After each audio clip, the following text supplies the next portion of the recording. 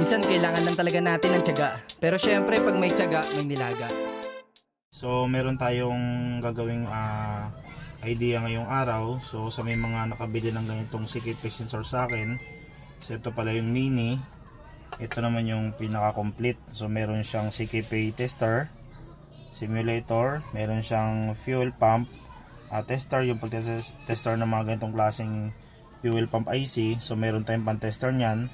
Yung maliit na yan na ilaw, ayan yung pan-tester naman ng FI or yung fuel pump source dun sa ating motor. Ngayon papakita ko sa inyo paano ba mag-testing ng pang Honda CKP, kasi iba yung sakit ng Honda CKP kumpara mo doon sa Yamaha. So ito ay male, yung pang Honda ay female. So yung ating CKP sensor na yung complete version, ayan, so meron siyang kasamang pang universal. Doon naman sa mga old version, ang kasama lang ay pang Yamaha. Okay, so sa mga nakabili ng may pang universal or yung sa full version ng CKP, so ganito mag-test ng pang Honda CKP. Aalamin muna natin yung mga color coding ng Honda. So ito sa mga nag-wiring naman, halos kabisado na nila ito kung paano ito ginagawa. So una, observe tayo sa mga color coding. Ayan. So ang lagi nating tatandaan dito, una nating tatandaan yung kulay, yan yung may kulay blue. Blue na to, stripe yellow. Ayan o. Ibig sabihin, kapag nakita nyo yung color coding na yan, dyan tayo mag-i-start. Yan yung papunta doon sa pulser.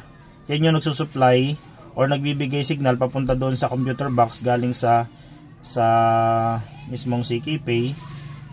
Yan yung connected doon sa ignition system. Siya yung nagbibigay doon ng ignite doon sa ignition coil. So yan yung una nating hahanapin kapag nagte-testing tayo ng CKP, ano man yung sakit or ano man yung itsura ng sakit na yun or wiring. Una nating hahanapin tong blue, stripe, yellow. So ngayon dito sa ating adapter, yan, sa full version, meron din ako nilagay dito na kulay blue. So doon natin siya itutusok. Ayun siya. Yan yung unahin natin para hindi tayo maligaw yan. So ganyan yung tusok niyan. Next nating susundan dito, pag nakita natin yung color green, ibig sabihin yung green na yan, yan yung ground. Dito naman sa adapter, ang katumbas niyan ay yung color black.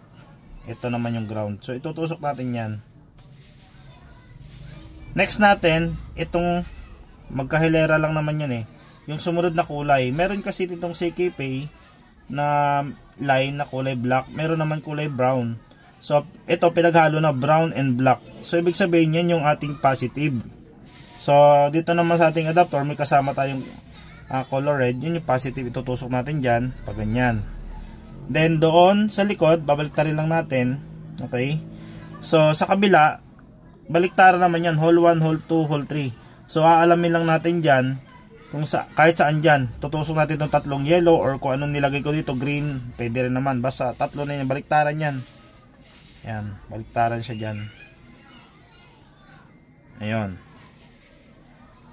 So pag na-testing natin ganyan, pag naitusok na natin, ilalagay na natin siya sa ating CKP sensor, sa ating CKP tester. Ayan, makikita nyo, pag saksak nyo, off mo natin pag saksak natin, nakailaw na agad siya. Ibig sabihin, hindi siya katulad ng Yamaha na dapat pag on natin ay patay lahat. Sa Honda baliktad, dapat nakailaw, dapat nga lahat Pero sa version 1 na CKP, ito kasi version 1 ng click. So ang iilaw dyan, sabay-sabay yung tatlo, patay itong pulser. So paano ba natin magte-testing yan? Okay, so ganito natin siya ite-testing. So kailangan lang natin ng magnet. Ayan, so may magnet tayo dito. Ayan ayan, magnet siya.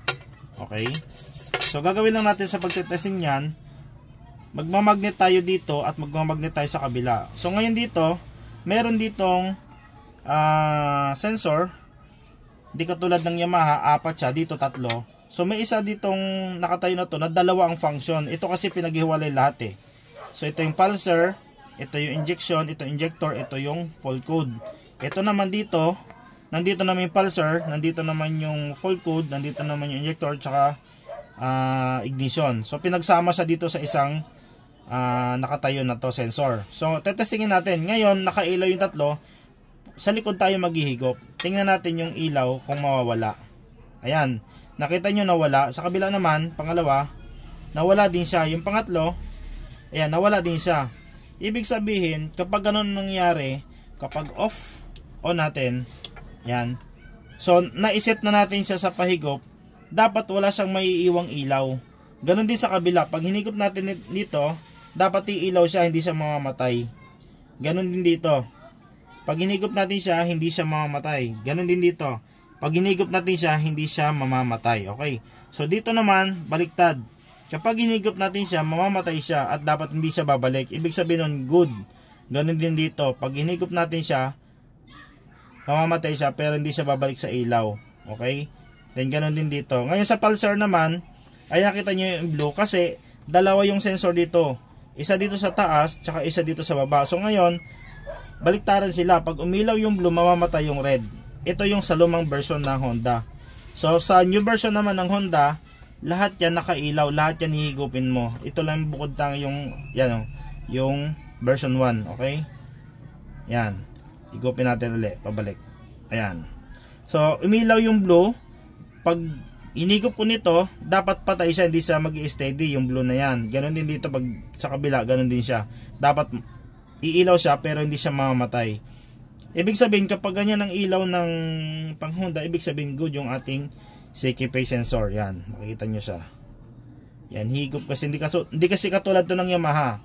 So ito ay pang Honda. Sa Yamaha naman, basic, marami naman na akong tutorial na nilabas ito. Ganito lang pagte-testing ng Yamaha para sa maiksing guide. So sasalpak lang natin dito. Dapat sa Yamaha, pag sinalpak natin dito, dapat hindi iilaw yung lahat. Okay? So salpak natin to. Ayan. So ibig sabihin, sinalpak natin, hindi siya umilaw. Possible good yung ating CKP. Pag off on natin, yan, dapat hindi siya ilaw. So possible good ang CKP. Pero paano natin i-confirm na good?